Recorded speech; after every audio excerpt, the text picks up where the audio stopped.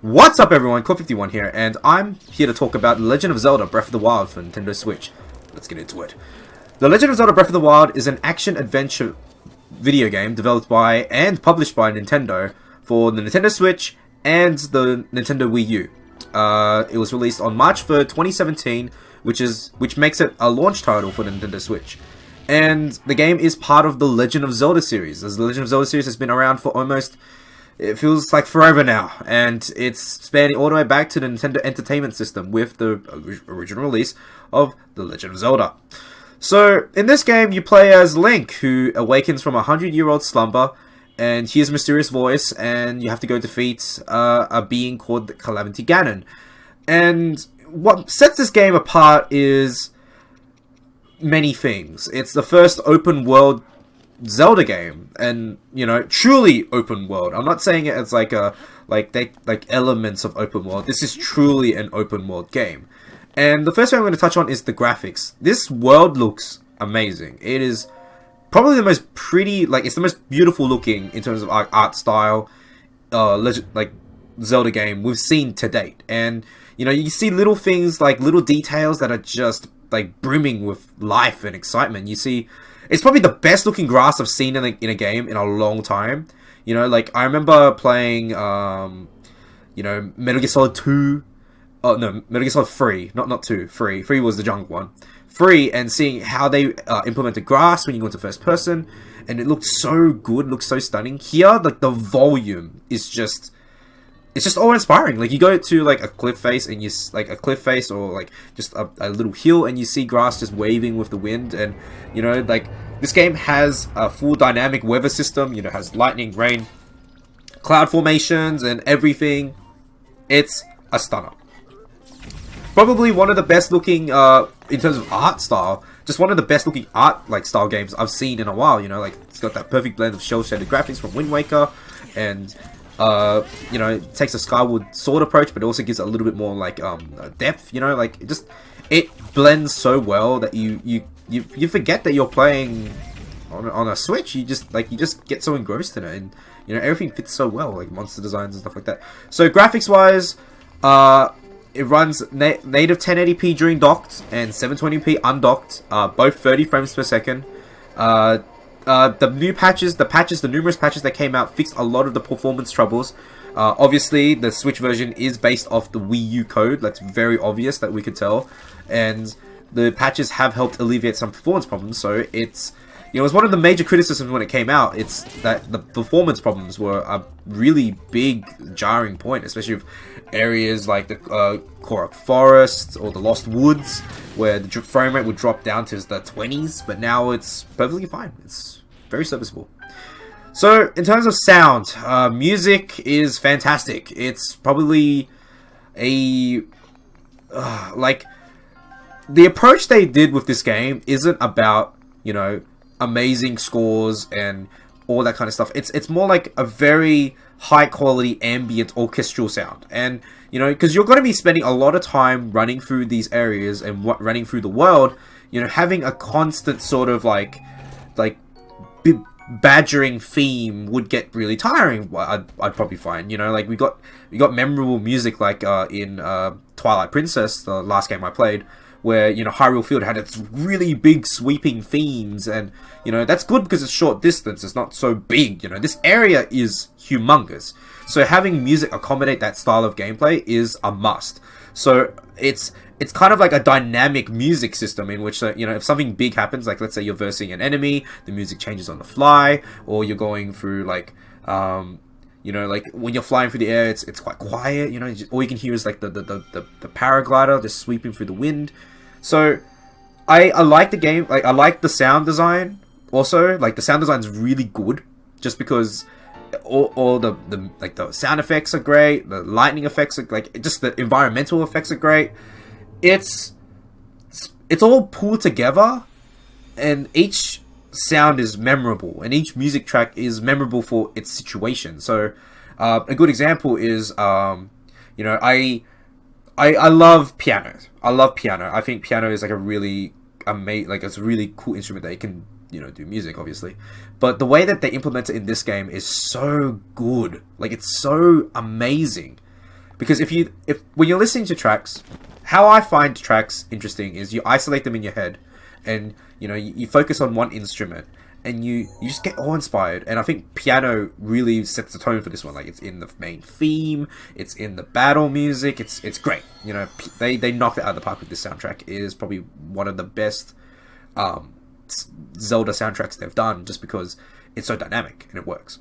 So, on to gameplay. Now, this is the big one, the gameplay has been changed so much in the best way possible. So, it's an open world game, and right from the start, like, you pretty much get all your abilities in the first hour. So, all the tools that you would use from the start of the game, you're probably using at the end of the game too. And, they've done some crazy stuff. They've made it so it's all kind of physics skills, like, you got like stuff that you can freeze objects and hit them to carry momentum. You can create ice platforms in water, so you don't have to worry about swimming too much. You can just climb on platforms, and that leads into a new mechanic that they've added to this game, which changes the entire concept of what you can do in an open world.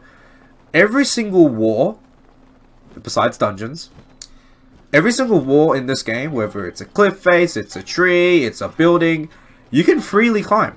And the only thing stopping you is your stamina. And that gives a sense of freedom that you don't really expect, you feel like, well, it's kind of rare for games. I think the last game that really did it was, I don't know, Skyrim, from what I remember from the trailers with Todd Howard, where he would say, hey, that mountain you see there, you can walk up to it. In Zelda, yeah, you can do that too. And it's a lot, I feel like it's much smoother, because it doesn't matter whether it's kind of steep, you can climb it as long as you have the stamina. And it's the openness, it's the openness of this, it's the openness of the physics engine, it's everything that lets you experiment. And I feel like this is what Zelda Breath of the Wild is trying to do. It's trying to allow you as the player to experiment. And that's what the appeal is, you're always finding something new in this game. Whether it's a new area, a new skill, a new ability that you used in conjunction with multiple abilities, a new weapon, you're always discovering something. And, sometimes open worlds feel very empty. Zelda does a lot of things to kind of alleviate that problem, where there's always something to do, whether it's gathering food, gathering materials, making food, making your own dishes, your dishes make you buff. It's a really deep system, and that's what makes Zelda so just enjoyable and a joy to play, because there's always something to discover. And it's rare for a game to make you feel like, hey, I found something interesting and I want to tell someone about it. I want to ask, hey, did you do this recipe? Or did you find this thing in the desert area? Did you climb that tower? It's like the perfect lunchtime discussion, or a water cooler moment. And hey, did you find that it's such a joy to discover new things in this game that I find myself going back to it just to see, hey, every time I boot up the game, I find, I go to a different area I've never been to before, and I find something new. And that's the joy of this open world. It's so dense, and it's so, full of life, really. So, now we have to touch on the story. So, the story itself, a lot of people have some criticisms with it, and I feel like some of it's justified, but I feel like this is probably the best way they could have approached the story, given the new gameplay style that they've gone with, which is open world. So, the story isn't really given to you. It's, it's not like Dark Souls, where it's very implied. There is a story here, but the only thing is that you have to go hunt for them, and I'll explain what that means. So, after the initial tutorial area, which is an hour long, shorter if you're really good, and you can pretty much go to the end of the game, and that's that's how you want to play. That's how you want to play. That's what the openness of it. But there's quests, and there's things to do that are related to the story. But the big component in which you want to understand where everything leads up to the point that you're playing right now, so everything that's happened in the past, are these things called memories, and they're scattered all over Hyrule.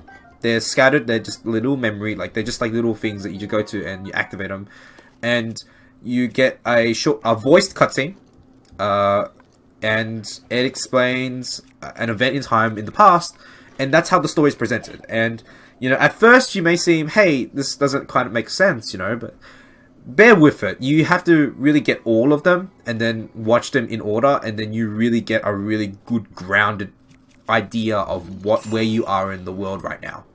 And I like this. I like this approach because one, it encourages you to go explore, you know, and you know it's one of those things where like some of them are pretty hard to find, and that's the joy of it. So you know, it's a story that's not given to you. You got to find it, and you know, I feel like that approach is really good for this kind of game.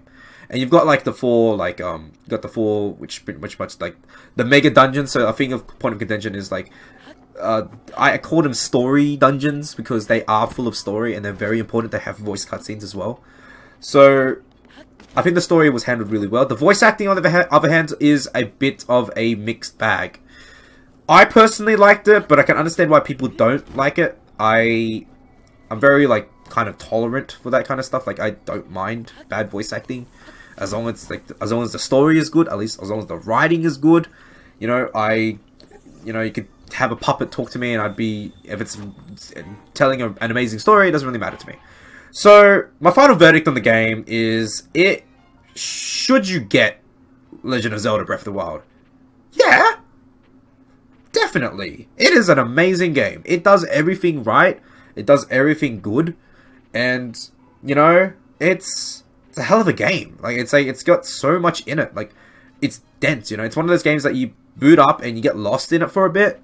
And, you know, the perfect thing is you can take it with you now. It's on the Switch, so it's portable. And it just works. There's so much to do. Like, there's so much I haven't even mentioned yet. So, definitely pick it up. Yeah, so anyway, I hope you guys enjoyed the video. Leave a like, comment, and subscribe. And as always, you know, stay cool. Core 51 out. Catch you later. Peace.